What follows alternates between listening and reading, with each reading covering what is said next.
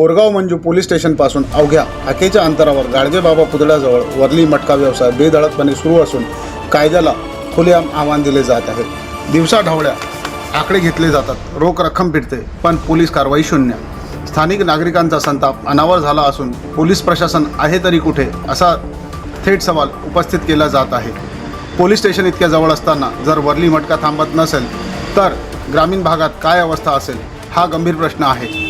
या संपूर्ण प्रकरणात ठाणेदार अनिल गोपाल यांची भूमिका संशयाच्या भोवऱ्यात सापडली असून दुर्लक्ष की मूक संमती याची तात्काळ चौकशी व्हावी अशी मागणी जोर धरत आहे। वरली मटक्यामुळे तरुण पिढी व्यसनाधीन होत असून कुटुंबे उद्ध्वस्त होत आहे, तरीही प्रशासन डोळ्यावर पट्टी बांधून बसले का आहे की काही जणांसाठी कायदा वेगळा आहे। जर तातडीने कठोर कारवाई झाली नाही तर नागरिक रस्त्यावर उतरून आंदोलन करतील असाही इशारा दिला जात आहे।